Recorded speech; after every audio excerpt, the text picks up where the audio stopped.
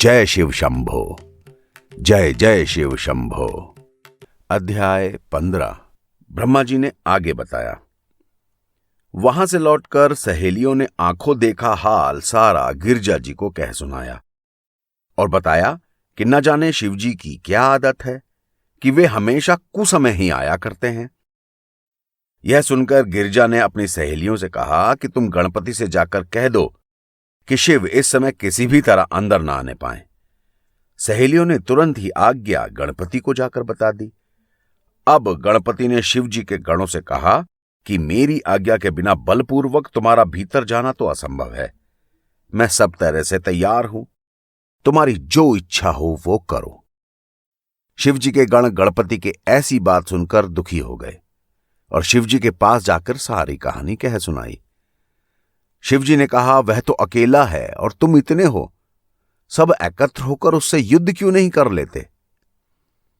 शिव जी की लीला कैसी अद्भुत है कि जो शिव जी केवल एक बाण द्वारा पूरी सृष्टि को नष्ट कर सकते हैं, वही शिव अपने पुत्र के साथ लीला करके युद्ध करने की इच्छा करते हैं।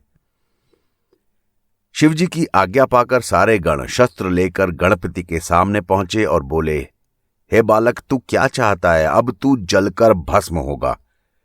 अब तक हमने तेरी ढिठाई सहन की, लेकिन अब नहीं। यह सुनकर गणपति ने सहनशीलता पूर्वक उत्तर दिया, तुम सब बढ़ चढ़कर बातें क्यों करते हो? तुम तो बड़े वीर मालूम होते हो। मैं तो एक अज्ञान बालक हूं। मैंने कभी किसी युद्ध को आंखों से देखा भी नहीं है और तुम अनेक युद्धों में भाग भी ले चुके हो। फिर भी मैं युद्ध से मुंह नहीं मोड़ूंगा। शिव जी गिरजा पुत्र के इस बल और धीरता को देखकर धन्य धन्य कहने लगे। लेकिन शिव जी के गणों ने यह सुनकर गणपति पर आक्रमण कर दिया। दोनों ओर से घोर युद्ध होने लगा। शिव जी के गणों ने शूल, बाण आदि सारे शस्त्र गणपति के ऊपर चलाए, लेकिन गणपति ने उन्हें अपने डंडे से ही काट डाला और सबको युद्ध भूमि से भगा दिया। शिव जी के गणों ने कहा, न जाने इस छोटे से बालक में यह वीरता कहां से आ गई। इसके बाद उन सब ने गणपति को पुकार कर कहा कि अब तक तो हमने तुम्हें बालक समझकर छोड़ रखा था, लेकिन अब नहीं छोड़ेंगे। यह कहकर उन्होंने गणपति पर अनेक शस्त्रों द्वारा आक्रमण किया। गणपति ने भी उनके आक्रमणों का उत्तर दिया। तब दोनों ओर से घोर युद्ध हुआ, लेकिन वो पराजित होकर वहां से भाग गए और गणपति उसी प्रकार द्वार पर बने रहे। शिव जी ने ऐसी विचित्र लीला करके अपने गणों का गर्व दूर किया था और अपनी शक्ति प्रकट करके दिखाई कि तीनों भुवन उनकी शक्ति के अधीन हैं। हे नारद, तब इसके बाद जब तुमने यह हाल विष्णु लोक में जाकर विष्णु जी से कहा, तो इस पर विष्णु जी भी आश्चर्य करने लगे। फिर मैं, देवता और विष्णु जी आदि ने शिव जी के समीप पहुंचकर उन्हें प्रणाम किया और विनय के साथ कहा, हे प्रभु, इस समय आपने कौन सी लीला कर रखी है? तब शिव जी ने कहा, हमारे द्वार पर एक विकट बालक खड़ा है, वो प्रलय कर देगा, इसलिए तुम लोग जाकर किसी तरह उसको प्रसन्न करो। यह सुनकर हम सब ने कहा, हे प्रभु, यह सब आप ही की लीला है कि एक बालक इस तरह युद्ध कर रहा है। यह सुनकर हम सब ने कहा कि प्रभु, यह तो आप ही की लीला है कि एक बालक इस तरह से युद्ध कर रहा है। यह कहकर हम सब लोग गणपति के पास गए।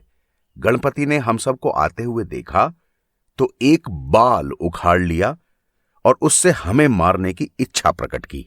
यह देखकर हम लोगों ने उसके पास जाकर यह कहा कि आप हमें क्षमा कर दें, हम में से कोई भी आपसे युद्ध करने की इच्छा नहीं रखता। मैंने इतना ही कहा था कि गणपति ने तुरंत अपने डंडे को संभाल लिया। उस समय हम सब लोग वहां से लौटकर शिव जी के पास आए।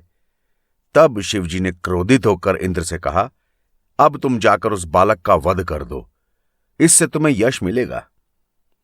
शिव जी की आज्ञा पाकर इंद्र आदि देवताओं ने युद्ध के लिए तैयारियां की। गणपति के ऊपर बाण और अनेक शस्त्रों से हमला किया।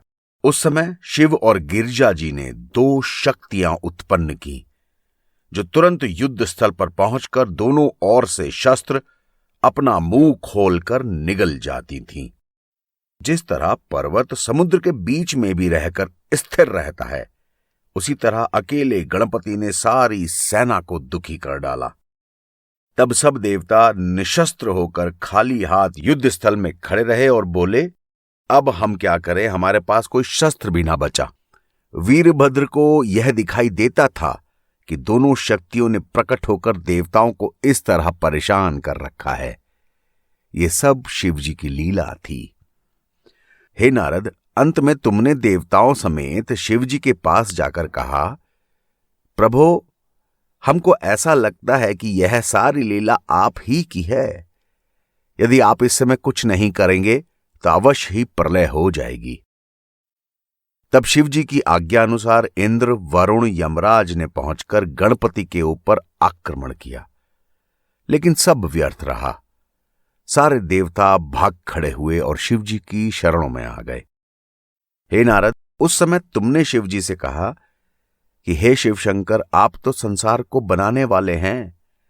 यदि गिरजा का यह गण जीवित रहा तो प्रलय कर देगा, इसलिए आप इसे दंड दें। यह कहकर तुम चुप हो गए और शिवजी यह सुनकर हंसने लगे।